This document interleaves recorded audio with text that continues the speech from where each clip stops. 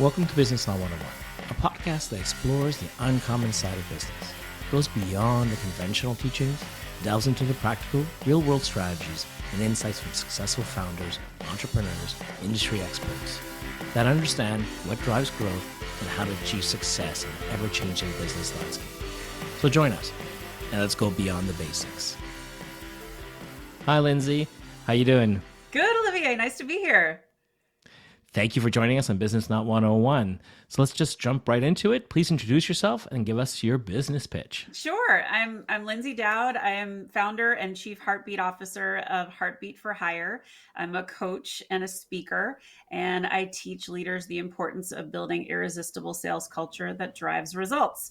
And I do this because I came from a long, long history with IBM. I've spent the last 25 years in sales, and 23 of those were at IBM. And I learned what really good culture is and what it's not. And when it is really good, your people are 6 times more productive. So that's what I teach leaders to do through group coaching, through individual coaching. I also do some sales coaching. And lately, I've been doing some career coaching with all the recent layoffs. And then I also speak to companies on this topic as well. That's really interesting. What was your aha moment that made you jump into this? Yeah, I'll share my story. So you heard I went to IBM, or I worked at IBM for 23 years and left IBM, went to another company and was going to start a new chapter and learn, some new stuff, but still was managing a big team. And after 6 months, I got fired. And anyone that knows me is kind of like, how does that work? How do you go 23 years, a decorated career, climbing the ranks of IBM, and you go somewhere for 6 months and you got fired? And what it came down to was a real culture mismatch. It was a completely different style of management. The person I was reporting to had a real lack of EQ. She had no compassionate leadership style whatsoever, and it did not jive with my style. So we just didn't match. And so afterwards, that was a massive kick in the gut, nothing I planned for. And I licked my wounds for about a month and I said, okay, what am I good at? What do I really love to do? And how can I help people the most? And what I realized was I was excellent at building sales culture. I had built really big sales organizations. I had people knocking down the door to be a part of them. And I knew that I could teach leaders how to do this and get the best out of their teams. So after interviewing a whole bunch and telling people, they'd say, you could do so many things. What do you want to do? I'd say, I want to be your chief HeartBeat officer. And they'd say, well, what is that? I'd say, I want to advise your sales leaders on how to do this. And they're like, oh my God, we need that so bad. We don't have it, but we need it. And so I said, okay, I'll build it myself. And so that's what started HeartBeat for Hire. That's really interesting. And that's quite a story. When you first launched your business, were there any roadblocks, anything you didn't really sort of anticipate when you first started? Yeah. I mean, going from a corporate background to an entrepreneur is always a giant leap. And I don't think anyone fully grasps it until you're really in it. You could read the books, people can tell you, it's going to be hard. But I think the thing that you take for granted in a corporate environment is, there's so much already taken care of for you. Your travel's taken care of, your accounts payable's taken care of, you have a company card. Like there's just lots of things you don't have to worry about. And so I had to learn all of those things. And one of the big lessons I learned was when you're really not good at something, hire someone to help you with that, because don't try and do it all yourself, especially if you don't have the skill set to do it. But I also learned I had a lot of really good skills, and I started a podcast and I built my own website and things that I never thought I could do. So it was empowering, terrifying, really fun, really hard. And I feel like I'm doing what I'm supposed to be doing. So that's what kind of keeps me centered. But man, it's not easy. No, I 100% agree. Being a solo entrepreneur is one of the toughest things that corporates can never really sort of get you ready for.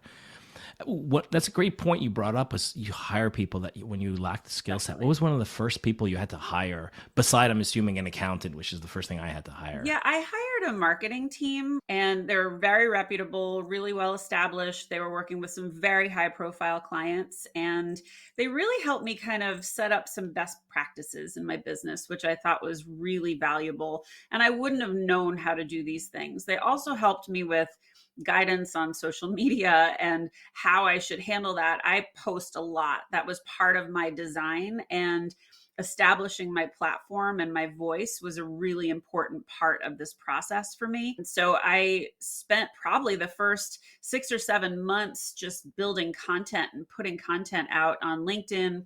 And I also am on Insta and Facebook and TikTok and YouTube. And that really kind of helped me get comfortable with, yeah, this is who Lyndsay is. If you were to look me up, you would find plenty that I had to say. And that really gave me credibility. I had tons of credibility at IBM, but when you're out on your own, other than your clients and your friends, your family, and the people that you worked with, nobody really knows who I am. So, I had to kind of build a following, and that marketing agency really helped me figure that out and figure out how to make my voice really clear and how to make a hook and how to post properly. So all of those things were really good. They also helped me solidify my methodology, which I thought was pretty important. So that was probably the first thing. Since then, I have a podcast producer and I've hired people for specific projects. So yeah, that's how it went for me. That's really interesting. And sort of leads into my question of how did you first build your community?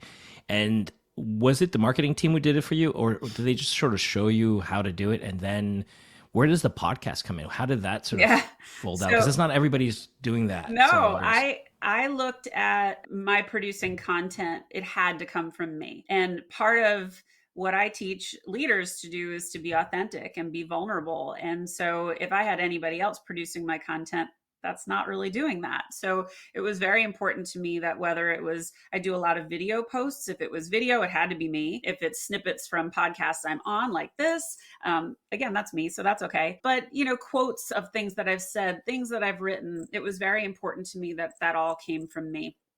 They would help with some of the editing and the branding, actually, slapping my brand on things, choosing fonts and colors, that sort of stuff. But no, it was all my content. And actually, they were the ones that pushed me to do a podcast. They said, you're going to do a podcast. I'm like, oh my God, why? What am I doing? I'm not a journalist. How do I do that? And they're like, you're going to go buy a nice microphone and, you're just going to start. And we're going to do everything video and audio. And so I did, and I started booking really phenomenal guests. So I've got Olympians and triathletes and CEOs and authors and political operatives and PR whizzes and, all these incredible people that are at the top of their game. And they shared their story with a lens on leadership, culture, and resilience. So it makes for a really fun, engaging thing. And I think the one piece of the podcasting thing that has really rang true, your guests are important because their audience comes and says, oh, well, who is she? I don't know her, but I know Sarah, or I know, Siri, or whoever it was that was on my podcast. And all of a sudden I get new followers. I get new listens. And it's been really, really fun to spend the time with these people one-on-one, and people don't get to tell their story very often. So it's really fun to listen to that. And I learned I got pretty good at it. So that was fun. That's great. If you couldn't sort of give one piece of advice to somebody who's starting something similar to what you're doing, what would it be in terms of building their community? Yeah. So I didn't really fully answer your question on the community before. So for me, LinkedIn is the place where I spend my time. And it was because my clients are coming from LinkedIn, because I'm a business coach. That's really where I had to focus. So while I am on TikTok, Insta, Facebook, all of that stuff, it's not always where my clients come from. They might find me there, but then they'll really go and seek me out on LinkedIn. So LinkedIn, this is really cool. I was doing a speaking engagement for a client, and at the end of the speaking engagement, it was all on Heartbeats, Not Headcount, which is my talk about building trust and communication and language choice and leveraging recognition and all of these good things that are part of my methodology. And at the end of it, I said, don't forget, you are so much more than your job, and you need to build your personal brand using LinkedIn. There's no such thing as job security. There's only career security. And so I finished it, and then they called me back. They're like, you are our top rated speaker. We absolutely loved you, but we want you to come back, and we want you to talk about building your personal brand. And I was like, oh my God, I'd love to. So that became a second talk track that I do, and I love it. And there is so much power in LinkedIn. And what I try and explain to people, especially corporate, because that's really my audience, it's no longer an online resume place. While yes, you have some of those elements, it's really a platform for expertise. But I have made so many friends and colleagues and networked with incredible people. I'm getting constant requests for keynotes and podcasts, and it's all because I was super intentional about what I was doing with my voice. And I have a lot of clients that are in corporate, and I'm overhauling their LinkedIn with them and showing them all the power that's in there. And whether you're a salesperson or a marketing person or you're in accounting, you want to be known for something. And I have one client who's in consulting, and he's like, I can't have a voice. I said, yes, you absolutely can. You shouldn't say bad things, but you can absolutely have opinions. You can absolutely share articles that are meaningful to you, and you should. And I think that's been kind of an eye-opening thing for a lot of clients and for a lot of the speaking engagements that I have. Yeah, I find LinkedIn it's a great source of finding new contacts. Yes. But it's a difficult platform if you don't know how to navigate it. So it's changed a lot from when I first started to use it. And sort of taking that in that theme of how do you feel your use of LinkedIn has benefited you in terms of getting new customers? Is it because of just all the content you're putting out there, or is it also because you were directly reaching out to potential customers? If you could walk us through how you find a customer. Yeah, it's both. Thankfully, I get a lot of referrals, which is really helpful. And these are old colleagues, people I worked for, a lot of different people are coming my way. But my content and the idea of putting content out there is really, really critical, because people find me and they'll be like, I love what you stand for. I love what you say. And I've had like old summer camp friends have been like, I've been watching what you're doing and it's amazing. And I have a friend I want to refer you to. So it's definitely driving that I want. I would say cold calling is really hard. And if you're in sales, which I've always been, it's really hard. It's always easier to sell somebody else's stuff than it is to sell your own. But, I've tried to make my voice really clear. So if somebody is looking at me for the first time, they're going to be like, wow, there's a lot I can look at. So that's fine. And, I'm pretty much what you see is what you get. So if you like what I'm saying in the videos, you're going to hear the same thing from me live. So yeah, it's LinkedIn has been hugely important. I think when I first started my business, I was at probably 1,100 followers and I'm over 5,000 now. And that's just in a year's time. So while some people have grown much more rapidly, I'm pretty selective about how I grow. I know I'm not going to be working in certain parts of the world. So it's not as important for me to build followings there. It's really important for me to build domestic followings and North American followings. But, if somebody said, Lynds, we want you to do a keynote in Europe, no problem. Happy to do it. Yeah, no, I agree. That's great. One of the things I find I struggle with is because the amount of time it takes to create the content, to put it out there, versus the amount of time you have to deal with your customers. Because as a solo entrepreneur, you're doing the selling, you're creating the content, and you're also doing the work with your customers. How do you balance that?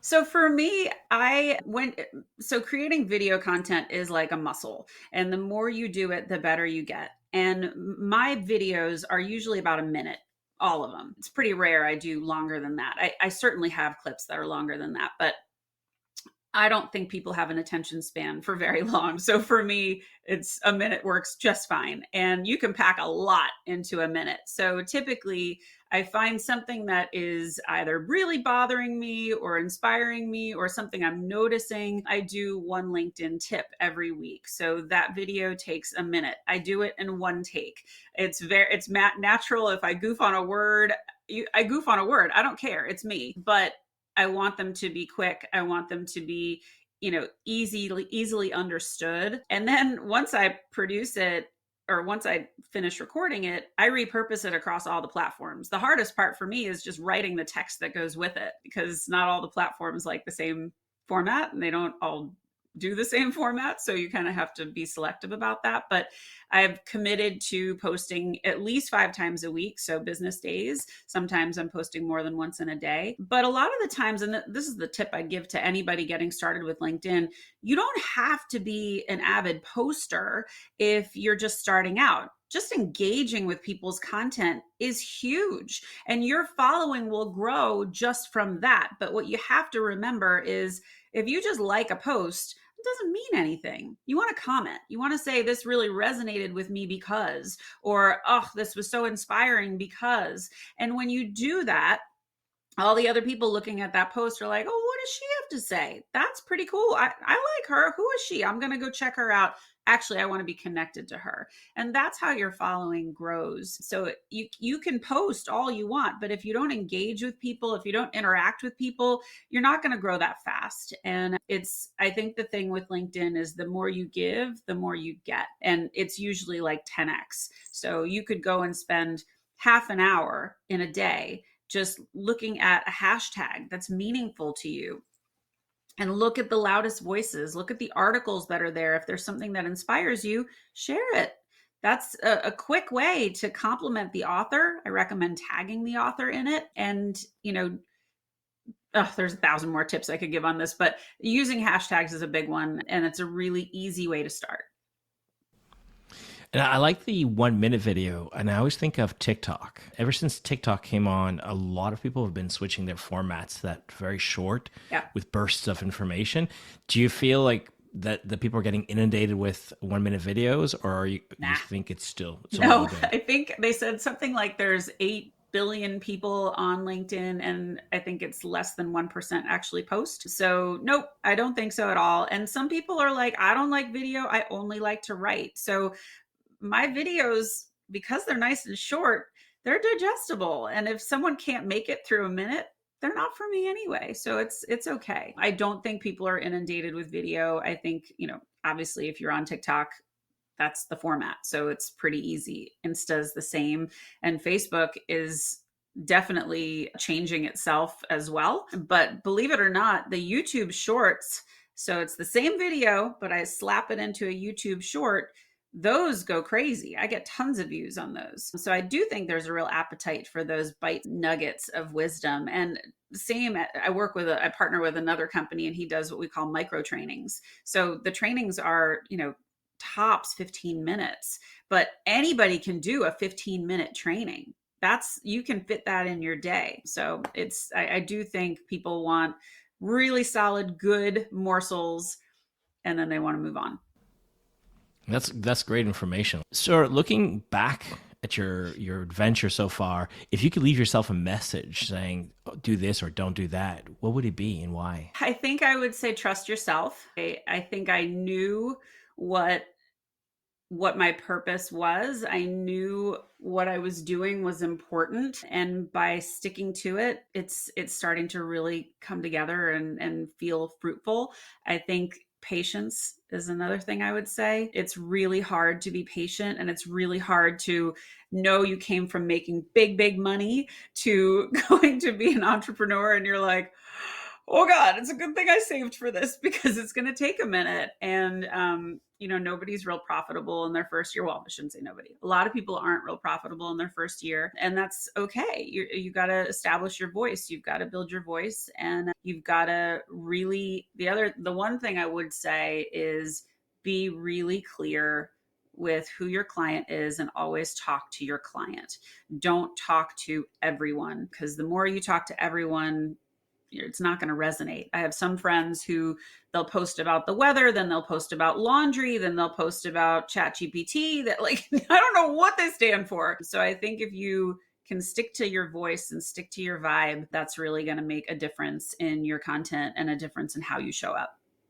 So that would be That's brilliant. And I 100% agree. I find people who switch too much, who suddenly go very political, non-political, then back to business, I lose interest in their conversations, and I don't follow a lot of people because I find it's overwhelming. Yeah. Yeah, And that's I'm very great. selective too about like the people that I ring the bell. So if for those of you on LinkedIn that don't know this, on everyone's profile in the upper right hand corner, there's a bell. And if you click on that bell, it means you'll see all of their posts and they'll rise to the top of your feed every time, which is great if you really love somebody and their content so you won't miss anything that they say. So, I'm fairly selective about who I ring the bell for because that's really important content to me. It's stuff that I don't want to miss. If you ring 100 bells, your content's going to be pretty muddy.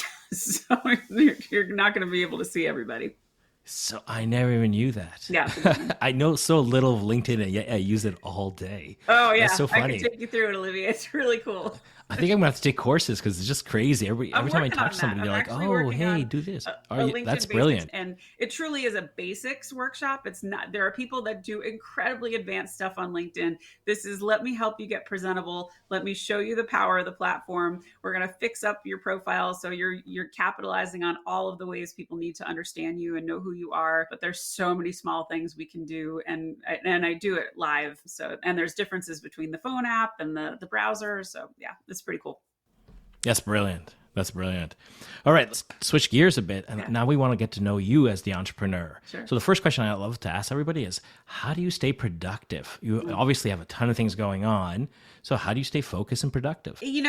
Because I love my topic, it's not so hard. I think the thing that can get distracting is I'm not great with Canva or, creating like back in the day at corporate when I had a PowerPoint license, yeah, I could create a PowerPoint. I wasn't great at it, but I could do it. Then you're like off in the wild and you've got to figure that out. So I could waste a lot of time doing stuff like that. And so I've learned, okay, this is not a strength of mine. Who can I pay to help me do these things so I can focus on the things that really matter to me? Like dedicating time to my coaching clients is critical. Making sure I'm managing my calendar really, really well. My podcast process, I think, is fairly similar to yours. I block off an hour to do those, but I record I have an episode that airs every week. Sometimes I'm recording twice in 1 week. It just depends. But really, I don't have a hard time staying productive. I think the hardest thing is focusing on the right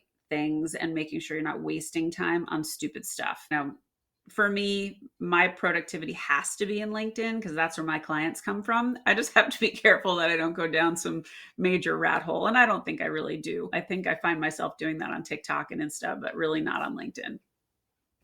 Yeah, I feel with TikTok too. I could waste an hour on that very quickly. I actually put myself a timer where I just sort of That's smart. decompress and then stop because otherwise, yeah, it could be hours and hours. And all of a sudden you're like, oh, it's dinner time. And what have I done? Yeah, exactly. I can get lost. One of the new questions I'm asking this season is, what is one personality a personality trait or a trait somebody should have to start their own business that you feel is really important that's sometimes overlooked? There's a lot. I think you got to have some grit. You got to be not afraid to get your hands dirty. There's going to be stuff that you have to do that you don't like. And being okay with that and giving yourself grace, I think, is really important. Also, asking questions. Part of being an entrepreneur, nobody does it alone. And you have to look for the mentors and the advocates and the cheerleaders. I mean, you're going to struggle with imposter syndrome. You're going to be like, and I had plenty of days where I was like, oh my God, I should just get a job. This is so hard. But you talk to your friends or you talk to the people that are watching you and they're like, no, don't stop what you're doing. You're so right. What you're doing right now, that's where you need to be. And you've got to listen to those voices. You've got to, help find those people when you're feeling off. I mean, I did a post once on LinkedIn, and this will just give you an example of the support that you can get. And I was having a bad day and I was definitely struggling with imposter syndrome. And the post said something to that effect. And I had so many people chime in saying, girl, you got this. I don't know what you're worried about. You've got this. And it just kind of gets you out of your head, which you really, really need. And I think being able to find that network of people that are going to support you and that are going to pull the best out of you is really great. But I think you have to be ready to network. You have to be ready to be vulnerable and seek people out. If you're impressed by somebody, ask for a coffee chat. Ask if you can have some time. And oh, by the way, don't pitch slap anybody. And if you've not heard that term before, it basically means you send someone a message and you say, I sell this. Do you want it? It's the worst way to sell. I get pitch slapped 15 times a day on every topic possible. And none of them are in my business. None of them. And, more often than not, they're just getting blocked at this point. So we have there's a woman named Samantha McKenna on LinkedIn. And if you're in sales, you should totally be following her. But she has a concept called Show Me, You Know Me. And that is the way you sell. You take some time, you look at their profile, you look at the content they're posting, you look at what they're commenting on or what the hashtags they follow, and comment on that and get to know them first. And don't ask for anything. Build a relationship. Then you've earned the right to ask for things, but you've got to do that first. That was a lot of tips. Yeah. That's great. That's great. And it's so true. I get that all the time. People just connecting and then pitching, and I hate it, and I unconnect with them. And I think some people don't even realize it. They try to reconnect again. Yeah. Later on, and you're like, did you not see what happened last time? Now that some time's passed, are you ready? Yeah. Nope. Yeah. Still not ready. Craziness. Crazy. Yeah. If you can go for a coffee with any entrepreneur, who would it be and why? Oh boy. Brain. I should have said to pick their brain on questions. I really, really admire Simon Sinek. I really admire Brene Brown. I would really enjoy a chat with them because what they do is similar to what I do. And, I think I could learn so much. I think that's the other message I would say, you never stop learning. And the second you think you've got it all figured out, don't fool yourself. There is so much more to learn all the time. And, I said I give this LinkedIn basics course. I'm still learning. There's new features coming out all the time. I'm constantly, listening to podcasts and looking at, people's videos that talk about this stuff. So I really love to surround myself with people who make me better. And I was never afraid as a leader to say, I'm not the smartest one in the room. You always want to be with people who lift you up and people that make you look good. And both of those people do that. So I'd say either of them would be a really fun coffee or cocktail. Yeah, no, 100% agree with you. Both of them are also people on my list that I would love to go and have a chat with. That's brilliant. One of my favorite questions, and I always ask this, is what book, business book or nonfiction book, that you would recommend everybody read to help them in their business career or their career? Oh my God.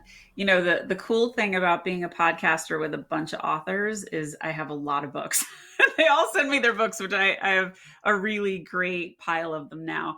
And there's a few that are really tremendous. In fact, I could probably show you. One is Pull Up Your Chair by Cicely Simpson, and it's her methodology on career coaching. So it's inspired by if there's not room at the table, pull up a chair. And that's an old civil rights quote. There's another book by Craig Dowden, he basically puts the science in everything that I do. So he's a behavioral psychologist and he's studied sociology and business. And so he's combined those. So it really adds incredible value to the stuff that I talk about. Those are probably two off the top of my head, but there's a bunch that I really love. I'd say those two.